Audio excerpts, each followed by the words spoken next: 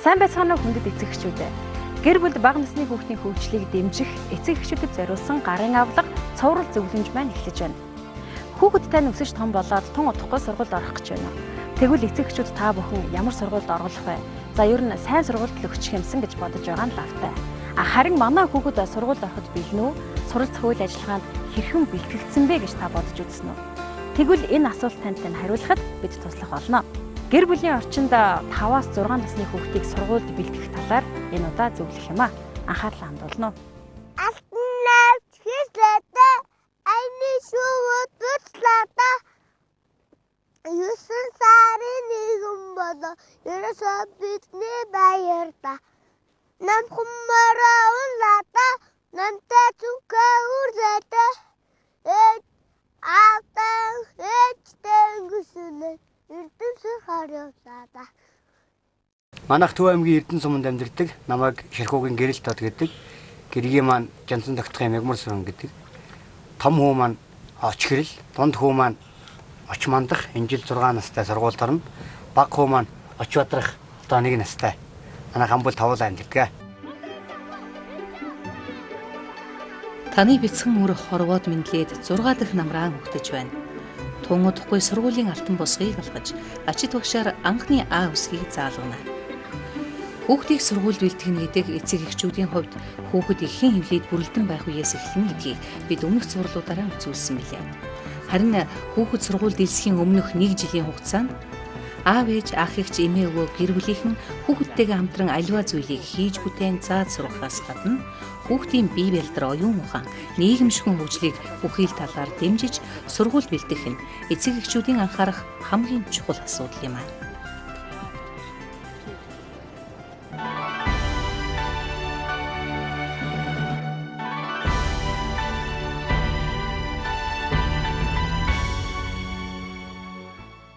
Таваас 6 хүртэлх насны хүүхдүүд өмнөх насаа бодвол аливаа зүйлийг хийхдээ үр дагаврыг нь дүгнэж, цэгнэх чадвартай болчихсон байдаг. Мөн найз нөхөрлийн талаар эрхэмлэн үзэж, найзаа өөрөө сонгож, ихэд чухалчлан үздэг болчихсон байдаг.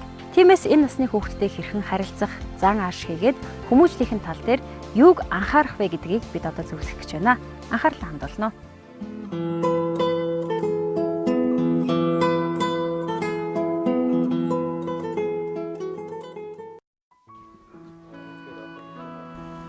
Таны инхри бяцхан үр өсөж том болж өмнөх насаа бодвол бусдын хэлж ярихыг ойлгож, өөрийн санаа бодлоо илэрхийлэх чадвар нь илүү хөгжиж, юм бүгдийг нухацтай ажиглаж, учир шалтгааныг олохыг эрмэлзэж эхэлнэ. Үдсэн харсан зүйлээ ургуулan бодож, түүнийг төсөөллөөрөө баяжуулан бодно. Тухайлбал сонссон үлгэр үдсэн хүүхэлдэйн киноныхаа тухай ярьж байснаа гэнэт өөрчлөн өөрийн сэтгэл хөдлөлөөр зохион ярьж мэднэ. Бүгдийн энэ чигчийн уран дээр л өргөдөг шүү дээ. Бид түлэн моднод бүгдөө ингэ нийлж шүүрүүлээ. Тэх юм уу? Дэлхийг өргөх. Би дэлхийг өргөж. Тэх юм уу? Нэг далайчин дээр 22 далайчин дээр 40 тийм өргөж. Хөөх. Ямар амар.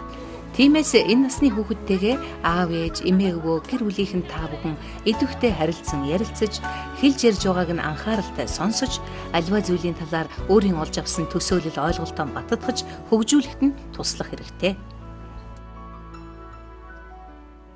Бид сургууль дөрөөгөө хүүхдийг бол юм мэдэхгүй байна. Энэ арай насанд болоогүй гэж бодоод байна. Хэдий ч нэ хүүхдтэй бид харьцаж өгöd байна уу? Төдий ч нэ хүүхд бол өргөн хүрээтэй мэдээлэл авч түүнийгээ бол өөрөө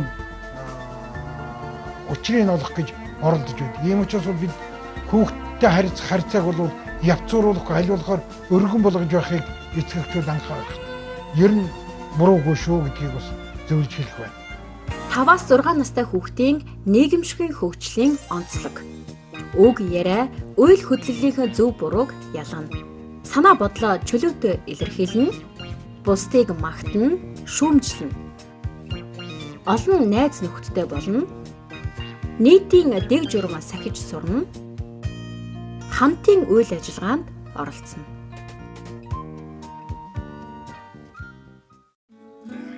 Хүүхдийн харилцааны хөгжилд эцэг эхийн хайр халамж, гэр бүлийнхний идэвхтэй дэмжлэг туслалцаа маш чухал нөлөөтэй юм.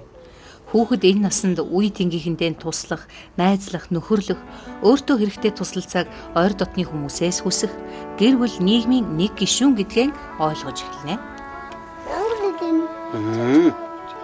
Цагаан толгой, тооны номоо, тэгээ дэвтэр балаунти харанда. Хэрвээ гэр бүлийнхэн хүүхэдтэйгээ ярилцдаггүй, тэдний хэлж ярьж байгааг нь анхааралтай сонсдоггүй, аливаа шин зүйлийн талаар мэдээлдэггүй бол харилцааны идэвхгүй байдалд орж, улмаар ганцаардмал, бусдын төлөө анхаарал халамж тавьдаггүй, хувиа хичээсэн нэгэн болохоос гадна сургуульд ороод хамт олонны дунд төлөвшөж чадахгүй төрнө гэдгийг анхаараарай. Ногоон дэвсгэрэл дээр шарыг зур ингээд ногоон нургуудаад 6 насны хувьд бол хүүхэд нилээд амьдралын туршлагатай дадлагжаад ирэхтэй зэрэг бол сайн мууг бол өөрөө үнэлдэг юм болчихсон үед хүүхдтэй бид их шудраг харьцах ёстой. Илүү тийм одоо магтаал хүүхдэд бол зохидгүй. Хэрвээ илүү магтаалыг бид их олон дахин хэрэглээд ирэх юм бол тэр шудраг үшээр одоо тийм өөрийгөө магтаулах тийм онгоргоо маягийн иймэрхүү болчих мэднэ. Эцэг эхчүүдээ анхаараарай. Хүүхэдтэйгээ байнга ярилцах, тодорхой хугацаанд тогтмол тоглох, ганцаарнг нь чимээгүй өрөөнд байлгахгүй байх, хүүхдийн дэргэд элдэв муу үг хэлэхгүй байх, гэр бүлийн гишүүдтэй ялгуургүй харилцаж сургах, худал ярихгүй байхыг анхааруулах, цаг ямагт зөв үлгэр дуурай үзүүлэхийг эцэг эхчүүдтэй зөвлөж байна. Монгол үндэсний ёс заншлын тэр нарийн жижиг юмнуудыг бол тэр амьдралынх нь явц тунд тухайн үеийг тэр хүүхэд үйлдэж байх явц тунд нь бол зааварлаад байх бол нөгөө л бидний үндэсний ёс заншлыг бол мэдрүүлэх, хэвшүүлэх, өөрийн болгох, таньж мэдэх энэ үнд нь туслана. Аав хоёрын чи өвөө ямар хүн байлаа? Мандаа. Мандаа яач хүн байсан. Тэгэхээр тэр чи тэр ч гэсэн бас одоо мандаа яач хүүхдэн болохоор хоёулаа бас тэр мандаа яач өвөөгийнхөө одоо хамгаалж байсан тамгаар нь адуугаа тамгалаа тийм ээ. Тэгээд хоёулаа уйж уралдуулдаг морийн уйж уралдуулаад ингээд одоо тэр хурдан модмын хоёулаа ингээ хойш залгамжлаад явах хэрэгтэй. Тийм үү. Манай ард түмэн эрт дээр цагаас улирлын онцлогт тохируулан та тарган тавтай өвөлжиж онд минь орвуу гэх зэргээр амар мэндэ мэдлцдэг харилцааны эрхэм сайхан уламжлалтай билээ. Тиймээс хүүхэддээ багаас нь эх орон, нутаг ус, ёс заншил, гэр бүлийнхээ удам судрын талаар танилцуулж, ахмад хүнийг мэндэлхээс эхлэн хүндэлдэг, ёс заншлаа дээдэлдэг эрхэм болгон өсгөх хэрэгтэй. Өрх гэрийн амьдрал улс орны хөгжлийн нэг хэсэг гэдгийг хүүхдэд бага улчиргэлгүй ойлгуулж өгөөрэй. Аав ингэж хэлсэн та нар тэгж болохгүй буруу юм хэлвэл миний хот орно ингэж тэгээд засаад ингэж явах хэрэгтэй шүү дээ мэдв үү? Тийм. Энэ хөө чи сайн хөө.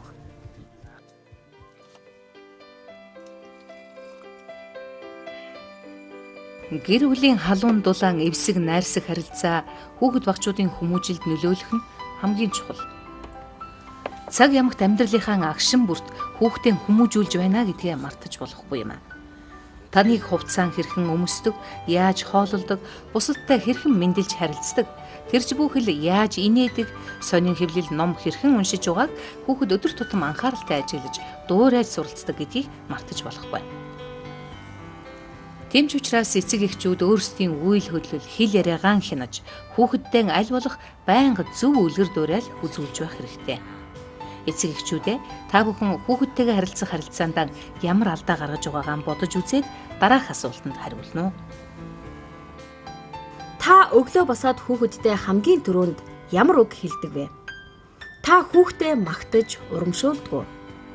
Та хүүхэдтэйгээ өдөрт хэдэн минут ярилцдаг вэ?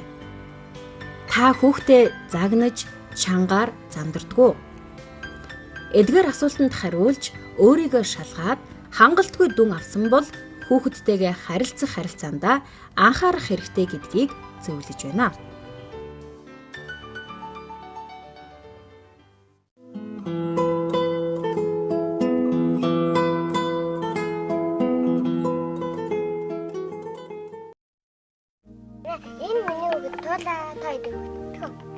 Хүүхдийн хэл яриан авяаг зөв сонсох, дуудах, ялгах, зөв бүтэцтэй өгүүлбэр бүтээж ярих замаар хөгждөг.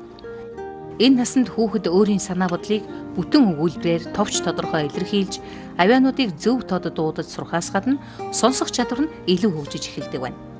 Тиймээс та бүхэн хүүхэдтэйгээ хэрхэн харилцсан, төдий чинээгээр хэл ярианы хөгжилд нь сайнаар нөлөөлнө гэдгийг анхаараарай. 5-6 настай хүүхдийн хэл ярианы хөгжлийн онцлог. Хүний яриаг ойлгох, ярих чадвар нь сайжирна. Авиа дуу чимээг сонсож ялгана. Ярианд шууд утгатай үг хэллэгийг хэрэглэнэ. Сэтгэлийн хөдөлгөөн уран дүрслэлтэй ярина.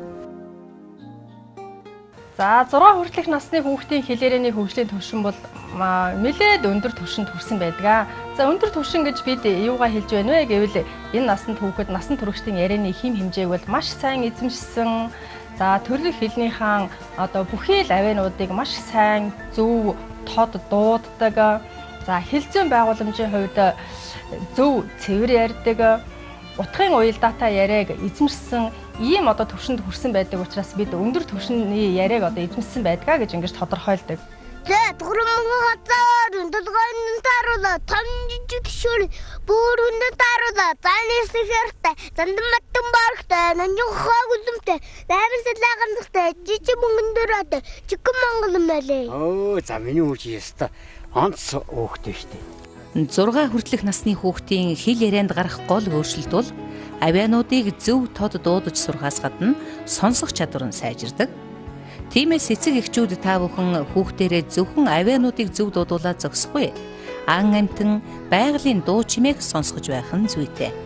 Жишээлбэл морь,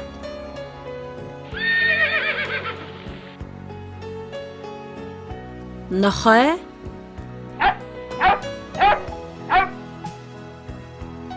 хөхөө,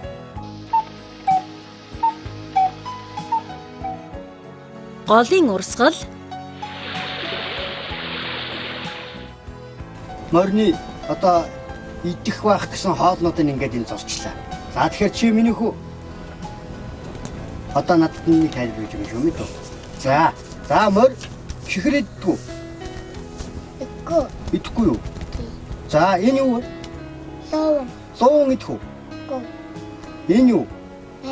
Алим байна. Алим иддэг юм уу? Энэ юу юм?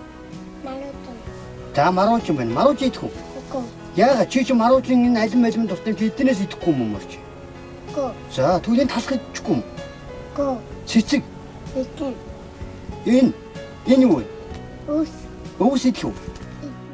Хүүхдүүд төрлөх хэлнийхээ авиаг хос хосоор нь дуудаж байж эзэмшдэг онцлогтой учраас та бүхэн хүүхдийн хэл яриаг хөгжүүлэхийн тулд дараах дасгалыг хийлгэхийг зөвлөж байна. SC, SC, SJ, ZJ, CC, LR, ШЖ, ЧИШ. Эдгээр ижил төстэй авиаг ялгаж зөв хэлүүлж сургах нь хүүхдийн хэл яриа зөв зөвшөрөхөд сайн нөлөөтэй. Ийхүү хос авиаг зөв хэлж сурсны дараа тухайн авиа орсон үгээр ярих дасгал хийлгэж болно. Мөн үгийн эхэн, дунд, адагт орсон байдлаар янз бүрийн үг өгүүлбэр хэлүүлээрэй. Сам, үсэг, утас. Загас, үзэг, лааз. Үүний дараа эдгээр авиануудыг өгүүлбэрт орсон байдлаар үгийг сонгон авч бүтэн өгүүлбэрээр хэлүүлнэ. Сараа загас, зараа зураг. Ийм дасгалуудыг аажим аажмаар хийлгэснээр 5-6 хүртэлх насны хүүхдийн авиан дуудлагын төлөвшлийг сайжруулж болно.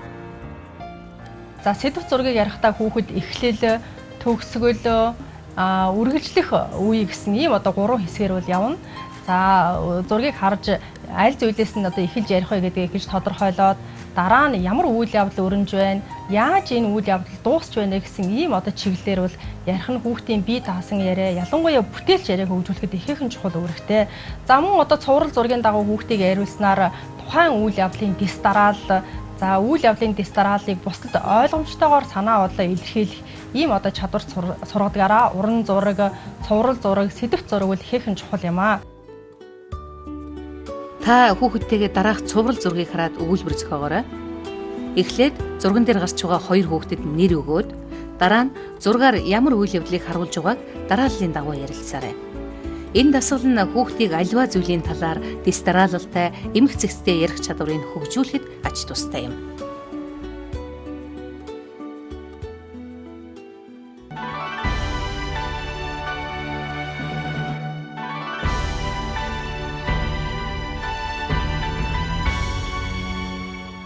Ном тоглоом бол хүүхдийг зугаацуулаад зогсохгүй, бие бэлдэр хийгээд оюун ухааныг нь хөгжүүлэхэд маш чухал ач холбогдолтой зүйлүүдийн нэг байдаг. Тэгвэл эцэг эхчүүд та бүхэн ном, тоглоомыг сонгож авахдаа миний хүүхдийн хөгжилд ямар ач холбогдолтой юм бэ гэдэг талаас нь бодож сонгох хэрэгтэй. 5-аас 6 хүртэлх насны хүүхдийн ном, тоглоомыг сонгохдоо хэрхэн анхаарах талаар одоо зөвлөх гэж байна. Анхаарлаа хандуулна.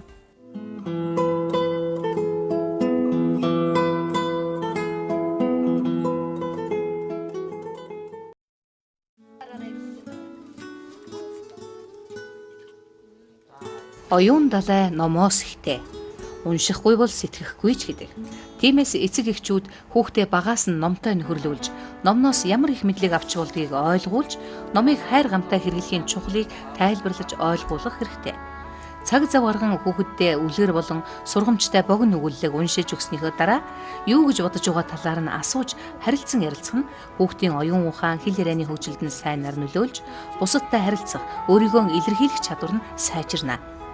Мөн хүүхдийг номонд дуртай болгоод зогсохгүй, хурдхан өөрөө ном уншиж сурах юмсан гэсэн хүслийг төрүүлж, үсэг нүүдлэх, унших, бичих сонирхолтой болгоход нөлөөлдөг байна. Манай охин Эрдэнэ зул нь одоо эрх намар сургуулсан. Тийм болохоор энэ сургуулийн өмнөх бэлтгэлд одоо ээж ах хоёр бол ойр зүрийн ганц нэг үсэг тогтоох, өгсөөл журуулж, тоолох зэргийг одоо бэлтгэл хийж байна. Дэвтэр намтай яаж харьцах, дэвтэр намайг хэр одоо цэвэр нямбаа ашиглаж, зай хэр ашиглаж хичээл хийх талаас нь би одоо охиндоо зааж өгч байгаа. Охин маань тэрийг бол маш сайн хүлээж авч сурч байгаа. Хүүхдийг сургуульд суралцахад бэлэн байдлыг хангах нэг чухал бэлтгэл ажил бол хүүхэд номонд дуртай, номтой харьцах ийм чадварыг эзэмшүүлэхэд эцэг их анхаарах нь чухал юм аа. Та бүхэн дараах зохиолыг хүүхэддээ уншиж өгөөд цэвэрч нямбай байхын ач холбогдлын талаар ярилцаж, зүйр үгийн утгыг тайлбарлаж өгөөрэй. Эрхийг сурахаар бэрхийг сур. Тулгаа өдөр бүр гадаа тоглоно. Тэрээр нэг тоглохороо гэртээ орж ирэх дургүй, олон удаа дуудуулж байж сая л нэг орж ирдэг байжээ. Нэг удаа ээж нь гэрийнхэндээ сайхан бэлуу хийж өгч гинэ. Бэлуу бэлэн болох үеэр тулгаа бас л гадаа тоглож байлаа. Ээж нь тулгааг бэлуу ид хэмээн дуудахад хүү гэртээ орж ирээд гараач угаалгүй ширээний ард сууж ээжийнхээ хийсэн бэлууг амтрхан идэж гинэ. Бэлуу түүний хамар, хацар, эрүүгээд л хамаг нүүр гаранд наалдаж орхижээ. Хүү бэлуугаа идэж дуусаад нүүр гараа угаахыг ч хүссэнгүй. Дахин тоглохоор гарав. Тэгээд тулгаа тоглож байгаад ядраад зүлгэн дээр унтаад өгчээ. Гэтэл түүнийг унтах зуур зүгийнүүд нүүрэн дээр нь наалдсан бэлүүг амтрхан идэхээр хатгаж гинэ. Зүгийн татгуулсан тулгаа нүүрээ маажин уйллаа. Айж сандарсандаа гэрлүүгээ хурдан гүйж очтол зүгийн татгуулсан гар нүүр нь их хавцсан байлаа. Тэгээд хүү гэртээ орсон даруйдаа л гар нүрээ сайн угаажээ. Энэ явдлаас хойш тулгаа хүү хоолоо идэхийн өмнө гараа угааж дараа нь амаа сайн арчиж байх ёстойг ойлгодог болжээ. Үлгэр ном уншиж өгч хамтдаа ярилцахын хамтад хүүхдэд өөрөөр нь асуулт тавих бололцоог олгох. За эхний ээлжинд өөрөө ярьсан бол одоо чиний ээлж гих мэтлэнгээр хамтдаа хоёулаа ярилцах ийм идэвхтэй үйл ажиллагаа явуулах нь хүүхдийн сэтгэн болох үйл ажиллагаанд их нөлөөтэй төдийгүй хүүхэд оюуны залах уралд одоо орохгүйгээр өөрөө бүтээлчээр сэтгэх арга барилыг багаас нь эзэмшихэд ач холбогдолтой. Ээлжиг чамнаас юу гэж хүсвэ? Гол нь хатагч хаагдаад байна гэд авах гэсэн чинь хүсэлтэй байна. Зөв минь. 5-аас 6 настай хүүхдийн оюун ухааны хөгжлийн онцлог. Өөрийгөө болон гэр бүлээ танилцуулна. Эд юмсийн талаар мэдлэгтэй болно. Юмсыг өнгө хэлбэр хэмжээгээр нь ялгаж нэрлэнэ. хэмжигдэхүүний тухай мэднэ. Энгийн зурлаг зурна. Амьд ба амьгүй байгалийн талаар төсөөлөлтэй болно. Эцэг эхчүүдээ, хүүхдүүдээ дэлгэцэндээ ойртон суугаад дараах шүлгийг хамтдаа цээжлээрэй. Чийдэн. Манайхны ойролцоо нэг жаал байдаг юм. Маш сонин чийдэн хамраас нь асдаг юм.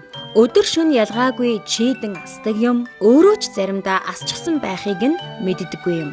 Аав, ээж, ах эгч нь чийдэн асчихж гэвэл алгаараа ч юм уу, шуугаараа ч юм уу, аль таарснараа шудраад лавдаг юм. Айлын хүүхдүүд чийдэн чин асчихж гэвэл ханцуугаараа ч юм уу, хормоогоороо ч юм уу, аль нэгээр нь арчаад авдаг юм. Хүүхдүүдээ хамрын элчуурыг байнга хэрэглэж хэвшээрэй. Энэ насны хүүхдийн ой тогтоолт нь сайжирч, юмыг хурдан сурч, өөрийн болгон авч чаддаг болохоор насанд нь тохирсон дуу шүлэг зааж өгч цээжлүүлж явах хэрэгтэй. Ингэснээр хүүхэд хожим сургуульд ороод багшийн заасан хичээлийг амархан ойлгож, хичээлээр олж авсан мэдлэгээ мартахгүй байх олон талын ач холбогдолтой юм аа. Аргалын удаа баргалсан би малчны гэр төрсөн атар хээр нутгаан үлдээ минь гэж боддог. Зэнкэр манан сангалсан арсын мараа шөртөд сэлгэр сайхан нутгаан сэтгэл багтамаа харахад үлээж байгаа сэлгэнд үлдээч байгаа юм шиг өршөөл гэж минь гар илээдч байгаа юм шиг энерги сайхан дэрнэхэд илэг төрх минь дагдалж асгүй баярын нэгнээс хаяр нүдийн минь яг. За 6 хүртэлх насны хүүхдийн хувьд ой тогтоолтын сайн хөгждөг. Хүүхэд ямиг маш амархан тогтоо. Тэгвэл тэр хэрээр нь байнга дасгалжуулахгүй бол мартдаг онцлогтой. Ийм учраас энэ насны хүүхдийн хэр хэмжээнд тохирсон шүлэг, дууг зориуд зааж сурахаас гадна сонирхолтой ном, үлгэр өгүүлэл уншиж өгөх нь хүүхдийн тань мэдхэн хүрээг нэмэгдүүлэхээс гадна үгийн нөөц нэмэгдэж номонд дуртай болох тэгээ ой тогтоол санамжийг сайжруулахад ихээхэн ач холбогдолтой. Энэ насны хүүхэд өмнөх насаа бодвол аливаа зүйлийн талаар өөрийн гэсэн ойлголт төсөөлөлтэй болсон байдаг. Үлгэрийг анхааралтай сонсож, утга учир, ач холбогдол, сургамжтай зүйлийг ойлгоно. Тиймээс эцэг эхчүүд үлгэрээр дамжуулан байгалийн үзэгдэл, цаг агаар, дөрвөн улирлын тухай хүүхдийнхээ өмнө олж авсан ойлголт мэдлэгийг улам баттгаж, утга учирыг дэлгэрэнгүй тайлбарлаж өгөх хэрэгтэй. Ингэснээр хүүхдийн танин мэдхгүй, бүтээлч сэтгэхгүй хөгжих болно.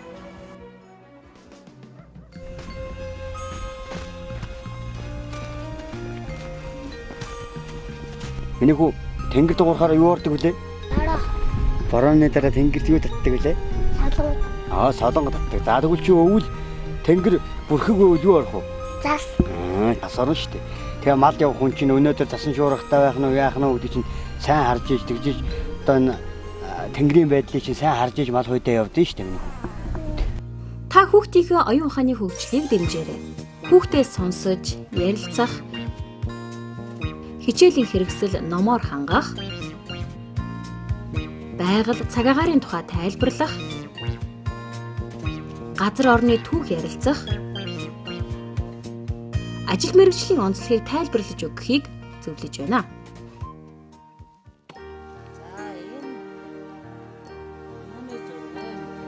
Таваас 6 настай хүүхдэд тоог уруу дуулан тоолуулж сургах хэрэгтэй. Учир нь тухайн тооны өмнөх болон дараах тоог тогтоож нүдэлж сурах их тустай. Мөн янз бүрийн байрлалд байгаа зүйлүүдийг тоолуулах дасгалыг гэртээч гадаач гудамж нь ер нь хүүхэдтэйгээ хамт байх бүртээ хийлгэж байхыг зөвлөж байна. Өдөр тутмын амьдралд тохиолдох зүйлээс санаа авч хүүхдэрээ нэмэх хасах энгийн бодлогуудыг бодуулж болно. Тухайлбал шонгийн модон дээр 8 болжмор сууж байна.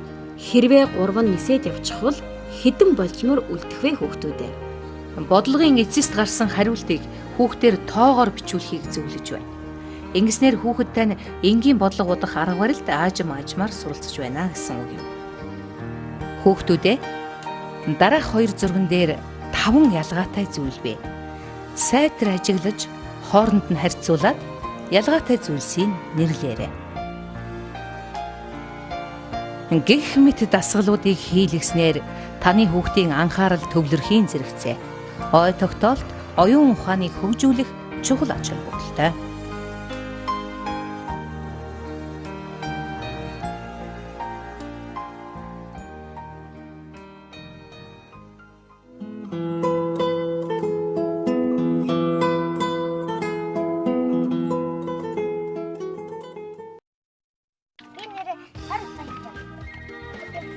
Хүүхдийн оюун ухааныг хөгжүүлнэ гэхээр зөвхөн тоолуулж хэлбэр дүрс нүдлүүлэх зэргээр хязгаарлаж болохгүй юм аа.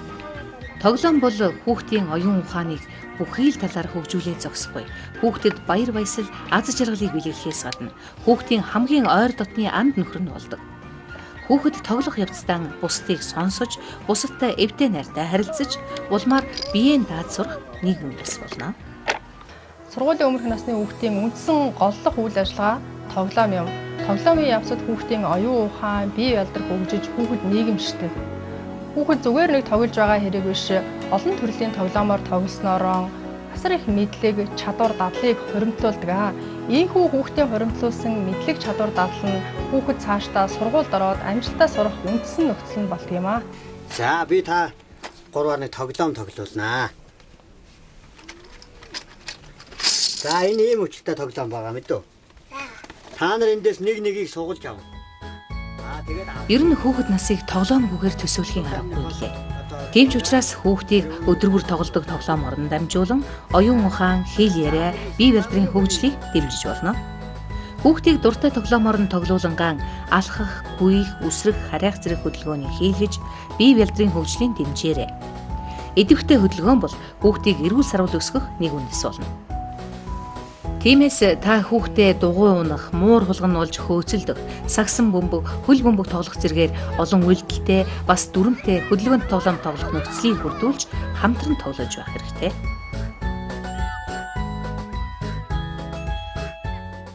Хүүхдүүдээ анхаараарай.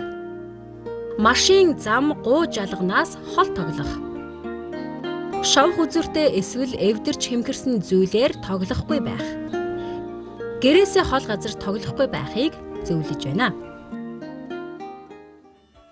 Хүүхдүүд тоглоомыг тоглохдоо бие биенээсээ байнга л өрсөж, хамгийн түрүүнд тоглож, хамгийн түрүүлж хожих ийм сонирхолтой байдаг. Тэгвэл тоглоомонд дүрмийг бий болгох ёстороо хүүхэд өөрийнхөө ээлж дарааллыг хүлээдэг, бусдыгаа хүндтгэдэг, мөн зоригтой, төвчээртэй, тоглоомонд ялах хүсэл эрмэлзэлтэй болдог байх нь.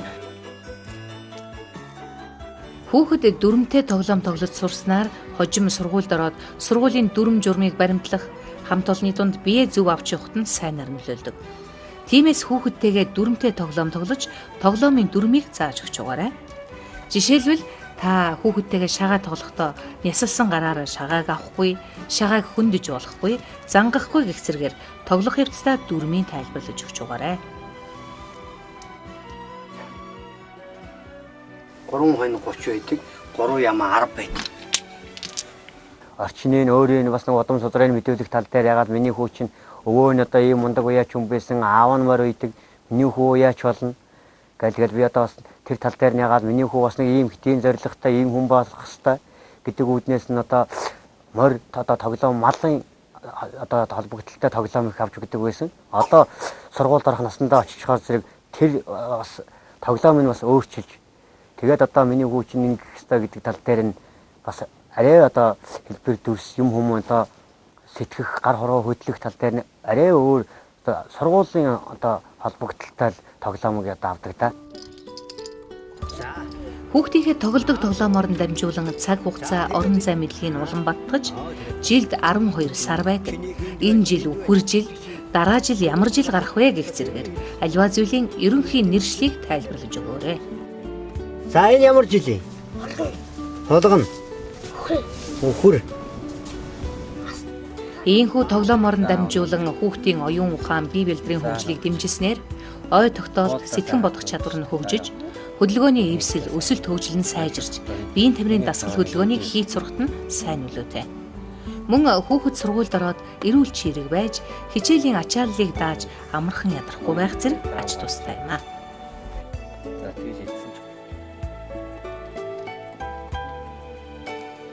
Эцэг эхчүүдээ хүүхдийнхээ оюун ухааны хөгжлийн төвшин дараах асуултанд хариулж шалгаж үзнэ үү?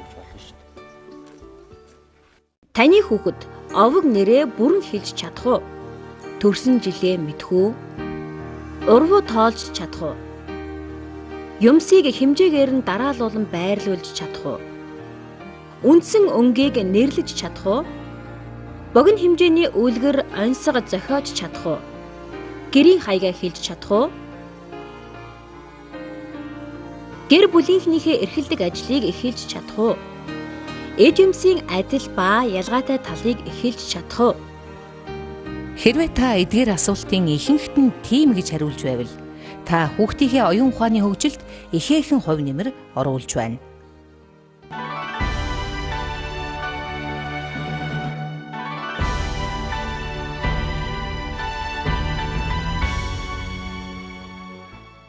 Зарим эцэг эхчүүд хүүхдээ сургуульд ороход нь зөвхөн материалын талаас нь буюу хичээлийн хэрэгсэл, цүнх, ном дэвтрийг нь бэлдэж өгөөд миний охин, миний хүү сайн суралцах хэрэгтэй шүү гэж захидаг. Гэтэл хүүхэд сургуульд ороод амжилттай суралцах гол үндэс нь юу вэ гэдгийг төдийлөн анхаарахгүй байх нь бий. Харин хүүхэд сургуульд ороод суралцах хүсэл эрмэлзэлтэй суралцах тэр арга барилд бэлтгэгдсэн байх нь чухал байдаг. Одоо та бүхэндээ хүүхэд суралцах үйл ажиллагаанд хэрхэн бэлтгэгдсэн байх вэ гэдэг талаар зөвлөх гэж байна. Анхаарал хандуулна.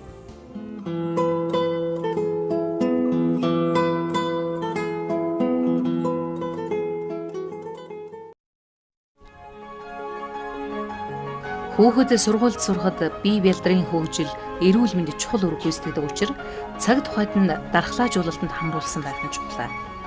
Мөн хүүхдийн шүдний хөгжил, хараа, сонсгол, тулгуур эрхтний хөгжил ямар байгааг сургуульд орохоос өмнө мэргэжлийн эмчид үзүүлж зөвлөгөө авах хэрэгтэй. 5-6 настай хүүхдийн бие бэлдрийн хөгжлийн онцлог. Өөртөө үйлчлэх чадвартай болно. Унтах, хооллох, амрах цагийг баримтлана. Шулуун зураас дээгүүр урагш хойш явна. Гарын жижиг булчин оролцсон үйлдэлийг сайн хийнэ. 6 настай хүүхдийн биеийн жин 17-оос 19 кг болж биеийн өндөр нь 110-аас 112 см болж өсдөг. За энэ насанд ер нь одоо хүүхдийн бүх эргэтэн системүүдийн хөгжил маш эрчимтэй хөгжиж хөдөлгөөний эвдүү бол сайжирсан байдаг. За хүүхэд үндсэн хөдөлгөөн болох гүйх, үсрэх, харайх, шидэхтэй бол хавсарсан хөдөлгөөнүүдийг бол хийдэг. Хавсарсан хөдөлгөөн гэдэг нь гүйх явцдаа бөмбөг дамжуулах, бөмбөгийг арагш шидэх, хөлний хоорондоор бөмбөг шидэх, дороо өсөрч бөмбөг залах зэргээр хоёр үйлдэлийг нэг зэрэг хийхийг хэлнэ. Мөн одоо нүд гарын зохицол шаардсан нарийн хөдөлгөөнүүд улам боловсронгуй болж хүүхэд өс сүлжих, дээс томох, янз бүрийн одоо төрсүүдийг эвлүүлэх, бүтээл хийх, баримлын шавар болон элсээр янз бүрийн одоо хот тосгон гэх мэтлэнгийн төрсүүдийг бүтээж бүтээл хийх одоо энэ чадварууд нь бол улам боловсронгуй болж бол хөгждөг. Элийн яг нэг ингээ юм ойж байгаа юм шиг ингээд цогцлоо. Энэ насны хүүхдийн гарын хөдөлгөөнийг хөгжүүлэх нь чухал. Учир нь хүүхэд сургуульд ороод удаан хугацаагаар зурж бичгээд гар нь амархан ядарч цуцдаг болохоор гарын жижиг булчин хөгжүүлэх тоглоомор тоглох хэрэгтэй. Хүүхэд багасаа гар хурууны нарийн үйлдэлийг сайн хийж сурснаар үзэг харандаага зөв барих, цэвэр бичих арга барилд суралцахаас гадна бичих явцад гар нь амархан чилэхгүй байх сайн нөлөөтэй.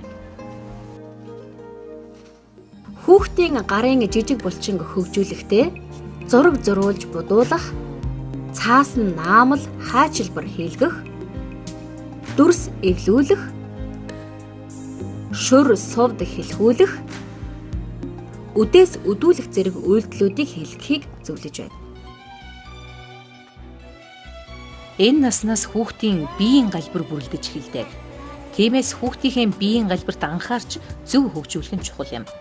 Хүүхэд буруу сууснаас хүнд зүйл хамаагүй өргөснөөс шалтгаалan хүүхдийн галбир буруу хөгждөг учраас эцэг эхчүүд хүүхдийнхээ биеийн галбирыг зөв хөгжүүлэхийн тулд юу анхаарах талаар одоо мэргэжлийн хүний ярианд анхаарлаа хандуулна. Тэгэхээр энэ галбирт юу нөлөөлдөг гэхээр зэрэг хүүхдийн одоо босоо суугаа хэвтэй байдал бол нөлөөлдөг. За тэгэхээр зэрэг хүүхдийг одоо ширээнд зөв суулгах. Өөрөөр хэлэх юм бол хүүхдийн одоо ном үзэх, зураг зурах, хоол идэхэд одоо ширээн дээр одоо зөв сууж яана гэдгийг эцэг их ажиглаад ширээнд нь одоо тохируулж суулгах явдал бол бас одоо их чухал нөлөөтэй. Зөв галбиртай хүүхэд. Толгой өргөсөн, цээж ялимгүй төвхгөр, нуруу цэх, гэдэсний тойрог зөв, хөл шулуун, өвдөг нуграхгүй цэх байна. За мөн одоо галбирт бас нөлөөлдөг нэг зүйл бол энэ хөлний нум тавигдах байдал. За тэгэхээр хөлний нум бол одоо барийн гутал өмсөх, за удаан хугацаагаар одоо явах зэрэгээс бол нум тавигддаг. Тэгэхээр нум тавигдсан тохиолдолд бол хүүхэд одоо бүгд хийж явах, гараа хаялж пат хийж алхах. За улмаар одоо удаан явхад хөл булчингаар нь өвдөх. За ийм одоо сөрөг одоо нөлөөллүүд байдаг учраас энэ галбирт одоо бас их анхаарч явах хэрэгтэй.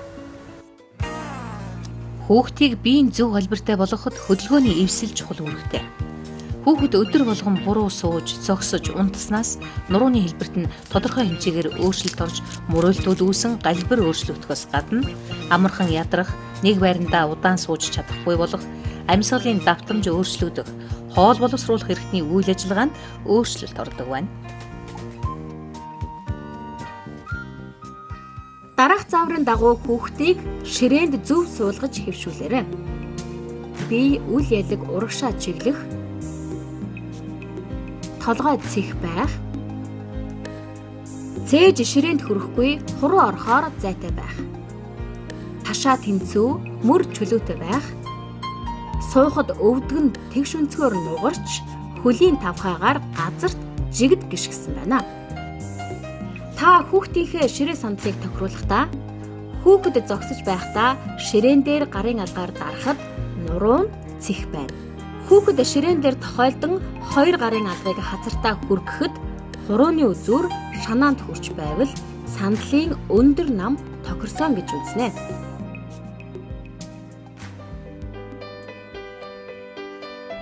Манай ихэнх эцэг эхчүүд хүүхдээ багаас нь өвөртөлж унтаад сурчсан байдаг. Энэ нэг талаараа хүүхдэд хайр халамжаа мэдрүүлж байгаа хэдий ч нөгөө талаар хүүхдийн биеийн өсөлтийг удаашруулдаг болохыг судлаачид тогтоосон байна. Ер нь хүүхдийг багаас нь аль болох тусад нь унтуулж сургах нь эрүүл ахуйн дэглэм, ариун цэврийг баримталж сурахад сайнаар нөлөөлөхөөс гадна биеэ эртэд дааж сурахад чухал ач холбогдолтой байдаг. Хүүхдийг өвөртөлж унтах нь ямар сөрөг талтай болох талаар мэргэжлийн хүний яриаг сонсъё. Хүүхдэд өөрт нь зориулсан гудас, хүнжил, орны даав, дэрийг бол бэлдэж өгөөд өөрт нь одоо тохирсон газар одоо бүгдийг унтууллаа гэхэд зөвхөн өөрт нь тохирсон тэр хэсгийг бол бас зориулж бэлдэж өгч явах хэрэгтэй. Хүүхдээ өвөртөлж унтснаар бол хүүхдийнхээ агаарыг булаах, за зай талбайг нь булаах, за мөн одоо янз бүрийн одоо халдвартай өвчин дамжин халдварлаж өвчлүүлэх ийм одоо сөрөг талтай. Дараах зааврын дагуу гараа тогтмол угааж хэвшээрэй. Гар угаах хугацаа 1 минутаас доошгүй байна. Гараа усаар сайтар нургана. Гарын бүх гадаргыг угаахад хүрэлцгүйд саван авна.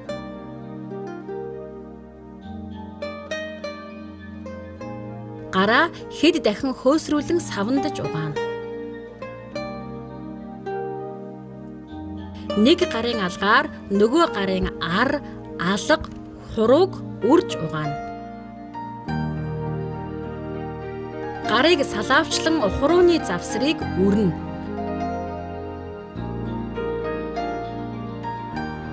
Нэг гараа атгаж нөгөө гарын алгандаа үрж угаана. Эрхий хурууг гарын алгандаа эргэлдүүлэн үрж угаана. Нэг гарын алгандаа нөгөө гарын хурууны үзүүрийг үрж угаана. Гараа усаар зайлна.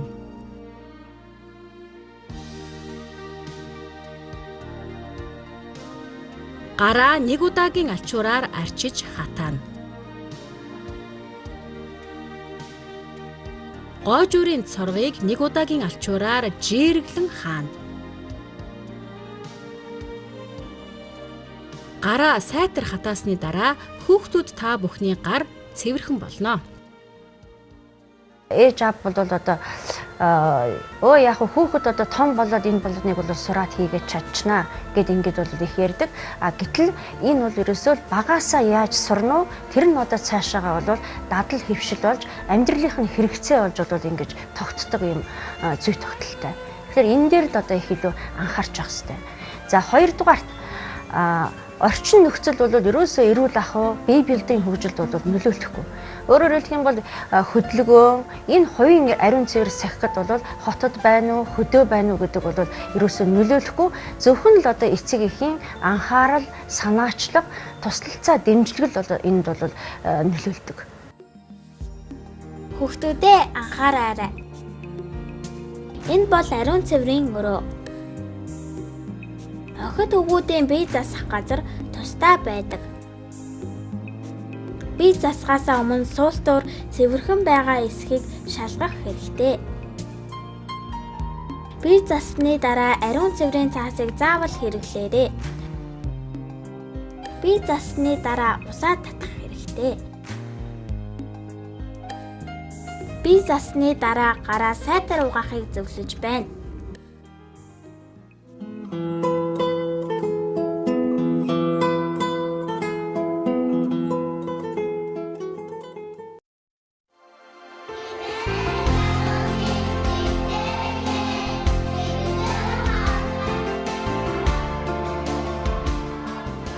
Хүүхдийг сургуульд ороход хамгийн түрүүнд шинэ орчим, шинэ харилцаа өгдөж авдаг. Тиймээс шинэ нөхцөл байдалд дасан зохицоход хүүхдийн бусадтай харьцах чадвар сэтгэл хөдлөлт чухал үүрэг гүйцэтгэдэг байна. Сургуульд сэтгэл зүйн хувьд бэлтгэдэггүй орсон хүүхдийн орчны зохицол алдагдаж, хит ядрах, сурлах хүмүүжлэр хоцрох нь олон тохиолдно.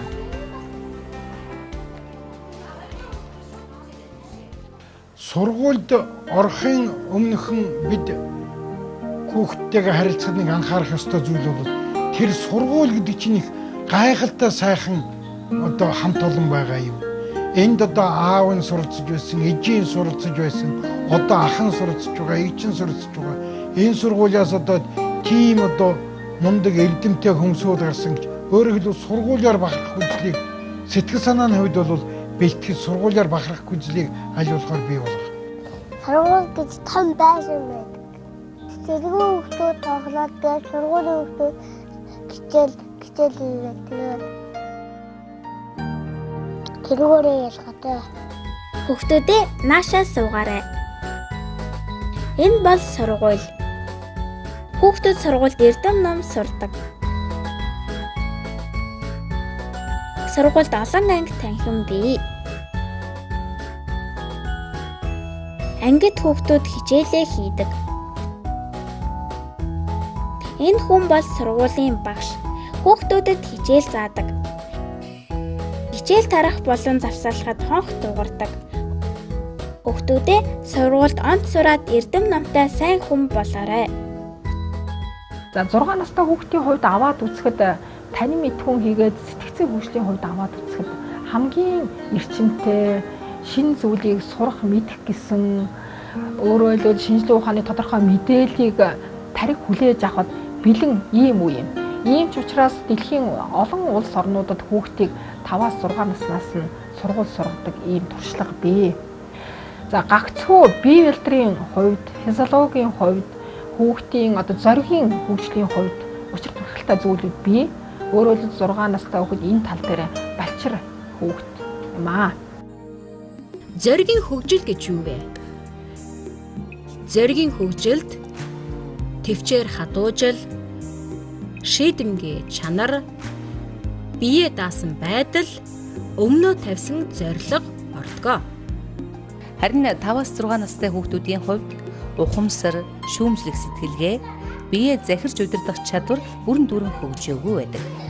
Тиймээс хүүхдийг багаас нь аливаа зүйлд зорилготой байлгаж сургах нь зүйтэй юм аа.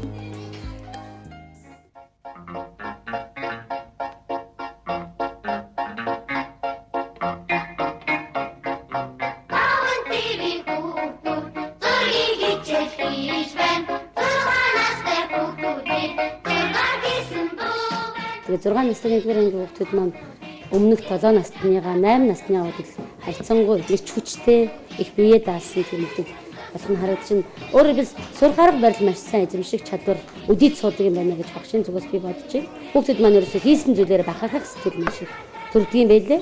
Би үнийг чадна, би үнийг хийнэ гэд итгэлийг хүүхдэд их төрүүлж хүүхдэд итгэл өгч чадах юм бол 6 настан маань 7 наснаа бодод харьцангуй асар их хүчийг агуулсан, асар их боломжтой юм аа.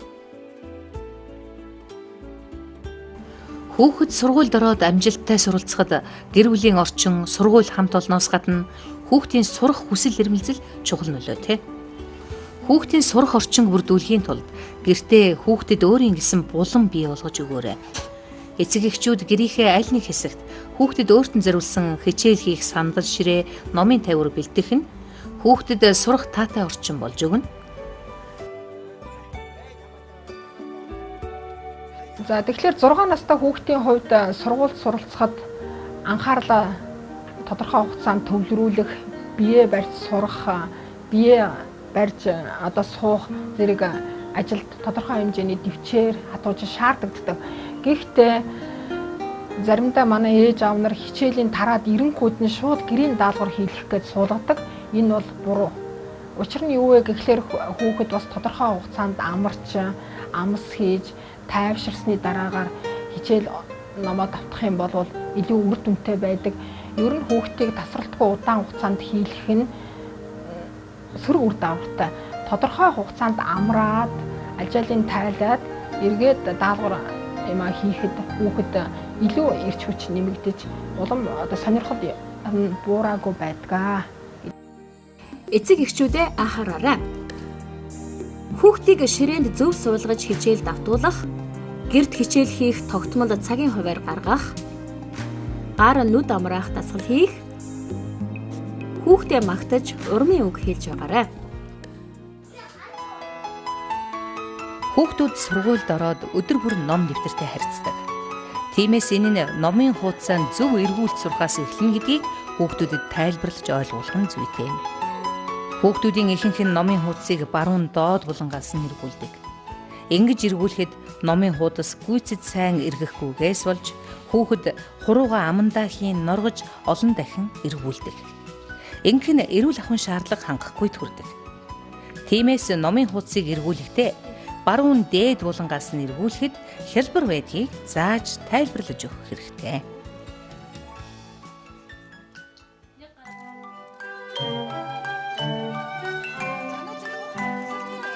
Эцэг эхчүүд та бүхэн хүүхдээ найз нөхөдтэй болгож, найзаа сонгох, тэдэнтэйгээ хамтран тоглох боломжийг олгож байх хэрэгтэй. Ингэснээр хүүхэд сургуульд ороод хамт олонны дунд биеэ зөв авч явах, бусадтай хамтарч багаар ажиллах чадвартай болж өөрийгөө илэрхийлж сурах юм аа.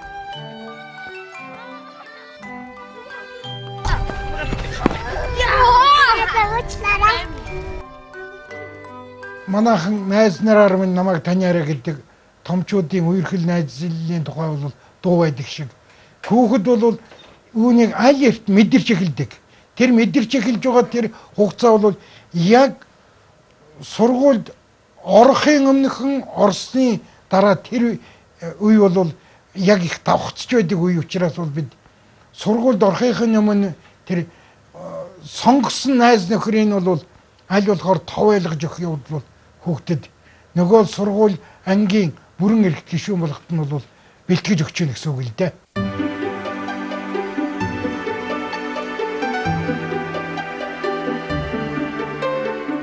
Хорвоо дэлхийн баяр баясал хойч үе болсон бяцхан хүүхдүүд ээж аавдан ачлалтай эрдэм номд хичээнгүй сайн хүн болж өсөж хүмүүжих болтугай. Танай гэр бүлд аз жаргал сайн сайхан бүхнийг хүсье.